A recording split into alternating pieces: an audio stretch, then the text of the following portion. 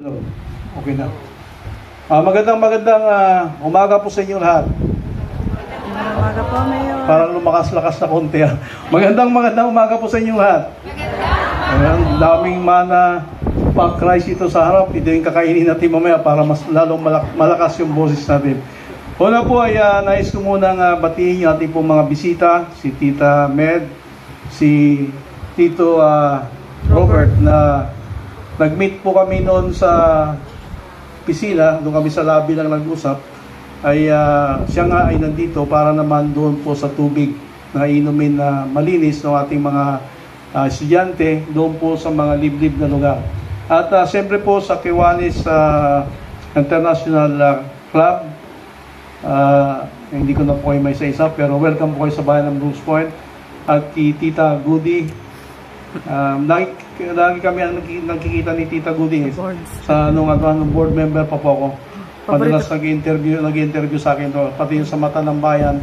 Sa lahat po ng mga guro nandito ngayon, mga barangay opisyales ng iba't ibang barangay, isa pong mapagpalang umaga sa inyo lahat. Ito pong programa ito, nung pong pumunta sa akin si Sir Pat, ay nagkaroon po ng kami ng pag-uusap. Sabi ko, napakaganda po ng programang ito, na kung saan po ay tutulungan talaga yung mga estudyante natin. Napakalaga po na mabigyan ng tamang sustansya ng pagkain yung ating mga kabataang nag-aaral.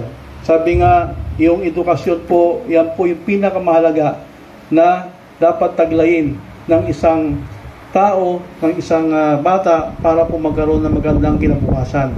Ngayon, wala pong mangyayari kahit po matalino yung bata, kasi alam po natin sa hirap ng buhay ngayon ay talagang kinakapos yung mga magulang, lalong-lalo na sa pagbili ng pagkain. Totoo po yung kumisan ay wala pong mga baon yung mga batang nag-aaral. Ay ano pong mangyayari kahit matalino sila, pero kung wala naman pong laman yung tiyan nila, ay wala rin po talagang laman yung isip nila. Kahit po tayo, minsan na palipasan lang tayo ng gutom, ay mainit na yung ulo natin. Ay yung mga estudyante pa po, siyempre nag-aaral yan, ay mas mahirap po yung sitwasyon nila kung wala pong laman yung tiyan nila. Kaya pasalamat po tayo sa Kiwanis Club at sa Diyos Mabalos na kung saan po nandito sila para po tumulong sa atin. Kaya nga po magpipirmahan tayo ng MOA ngayon, kasi sa party po ng munisipyo, ako po binigyan na ng authorization ng Sangguniang Bayan para po pumirma dito po sa MOA. Nagpunta nga rin sa akin si ma'am, sabi niya kung pwedeng ituloy. Sabi ko, ma'am, nakikiusap ako. Sabi ko, ma'am, ay holiday ata sa Friday. Pero dahil nga sina Sir at sina Tita Med ay paalis na, kaya sabi ko, okay lang, walang problema. Ito naman ay para doon sa mga estudyante natin at dapat matapos na po yung signing para naman sa gano'n yung partnership po natin ay magpatuloy na kung saan ang hangarin po natin ay magkaroon po ng mga estudyante na maging produkto ng bawat eskwelahan nyo pagdating po ng araw. Tulad na binanggit ka na ni ma'am, baka maging mayor o maging kapitan o maging head ng ibang opisina, maging teacher. Kaya ito po yung panahon na magtulungan tayo para po sa kinabukasan ng ating mga kabataan, kinabukasan ng estudyante. At pagdating ng araw, yun po naman ay mapapakinabangan din po ng lipunan kung sila po ay makatapos mag-aral. Sabi nga, kahit sa mag-asawa, importante pong, sabi nga, yung bang busugin mo yung iyong mister, busugin mo yung kanyang tiyan para naman hindi lumakbay dun sa kabilang bakod. Yun ang sabi. Kaya pag ang mister nyo ay busog na busog, ay sigurado po hindi nalilipat na hanap ng ibang kaldero yan. Nandiyan na lang yan sa atin. So ang talagang importante po yung kalusugan na dapat taglayin po ng mga kabataan, hindi lang kabataan, kundi pati tayo pong lalong-lalo na po yung mga guro na kung saan ay sabi ko nga yung kinabukasan ng ating mga kabataan, isa po kayo sa magdadala niyan para po magkaroon sila ng magandang hinaharap. Dito po sa munisipyo, nag-usap kami ni Tita Med kanina, kung ano raw pong programa ng munisipyo sa education sector. Sabi ko po sa kanya, ang binibigyan po namin ngayon talaga ng tuon ay yung pong pagbibigay ng Education Assistance Program doon po sa mga estudyante natin na hindi po kayang paaralin kaya man paaralin, pero sabi natin ay kulang-kulang po yung pera nila, kaya tutulungan po sa pamamagitan ng pagbigay po ng allowance ng munisipyo. Ang katunayan po niyan ay meron na po tayong umaabot na ng malapit na sa 3,000 yung tinutulungan po ng munisipyo, at medyo malaki-laki na rin po ang pondo, pero sabi ko nga, kailangan ipagpatuloy yan para magkaroon po ng mas magandang pag-aaral yung ating mga estudyante na hindi po kayang paralin ng mga magulang nila.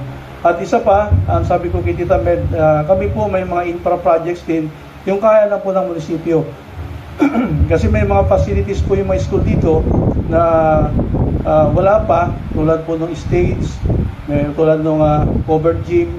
Ayan po ay pinagtutuunan namin ng pansin, at katunayan po meron kaming ongoing ngayon na construction ng stage, school stage doon po sa Calasagen, sa sitio sa Mambanot, doon po sa sitio Rizal, doon po sa doon sa Dinaw magkaroon din po, at doon po sa Maasin National High School.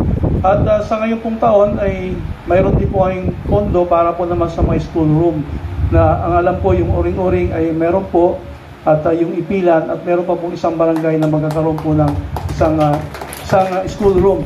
Kami po tumutulong, ngayon alam po namin na kuminsan po ay talagang kailangan din tulungan yung mga eskwelahan dito sa atin, kasi naniniwala ako na pag maganda po yung facility ng mga eskwelahan, yan po ay talagang malaking tulong din sa mga estudyante at sa mga guro. Kasi kung hindi po maganda yung mga facility, may school room, ay makaka-apekto din po sa pagtuturo at doon sa mga estudyante. Kahit po sa tahanan natin, kung ang tahanan natin ay magulo, ay kalat-kalat nito, ay hindi po magiging maganda yung pag-iisip natin. So kailangan po, hindi lang yung estudyante ang magandang pag-iisip, kundi pati po yung mga guro na nagtuturo, dahil sa inyo po nang gagaling yung mga kaalaman, yung knowledge ng mga estudyante na dadalhin po nila pagdating ng araw. So makakaasa po kayo, Tita Med, at sa ating mga bisita dito, yung aming pong operasyon, yung aming pong full support sa inyong pong programa ay sa abot po ng mga kaya ng munisipyo, ay yan po ay tutugunan namin.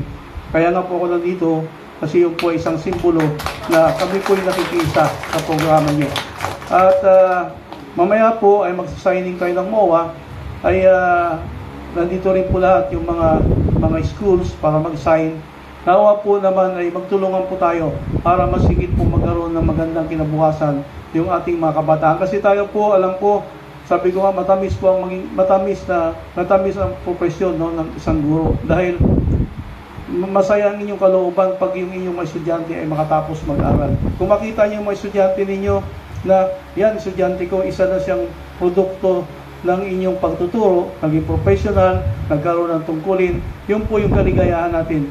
Ang guro po ay malaki ang sakripisyo niyo, kasi kayo tuloy-tuloy yung inyong trabaho, walang pahinga.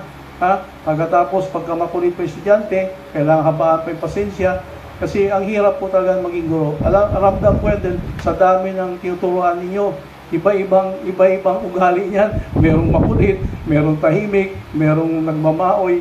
So, ang hirap po, pero kaya congratulations po sa inyo, dahil kayo po yung, sabi nga, yung kinabukasan ng ating bansa ay nakasalalay po sa kamay ng mga guro. Pag ang guro po ay maganda ang kanyang pagturo, ay talaga pong successful din po yung isang lugar. Kaya sabi ko nga, ako po ay hindi ako naging successful sa field na pinili ko kung hindi po dahil sa mga guro, kung hindi po dahil sa mga yung mga natutunan ko sa mga guro noon, nung panahon ko, ay yun po naman ang dinala ko. Kaya po naman sa awa ng Diyos ay nandito pa rin po ako naglilingkod po sa inyo. So sa mga guro, asahan po niyo na hindi lang 100% sa abot po ng makakaya ng munisipyo, ay tutulong po kami. Wag po kayong mayang lumapit sa akin, kasi kung hindi po kayo pumatok, sabi nga, hindi ko rin po alam kung ano mga problema niyo. Yung kaya ko lang po. Pag hindi ko kaya, siguro tawag lang tayo kay Sir Med, pati kay Sir na baka pwedeng sumagip ng tulong sa atin. Yun po yung ating gagawin. Basta magkaisa po tayo, lagi po natin isipin na tayo pong lahat ay mga public servant. Ibang-ibang serbisyo nga lang yung ating ginagawa, pero isa lang po ang layunin natin. Tulungan po natin ating mga kababayan, at kung ano man po yung maging resulta ng ating mga pagsisikap, paghihirap, yan po ay legacy ng bawat isa. Kasi masarap po sa pakiramdam kung meron po tayong iiwan na legacy na yung buwang tatanawin at hindi makakalimutan ng henerasyon ngayon at sa masusunod pang henerasyon. So sa inyo pong lahat, sa Tita Med, Tito Robert, ay sa inyo po ma'am, maraming salamat po at kailangan po namin kayo sa mga panahon na ito. Sana po naman yung ating po magiging samahan pagperma po niyan ay tuloy-tuloy po at makakaasa po kayo na nandiyan po ang aming support. Maraming salamat po.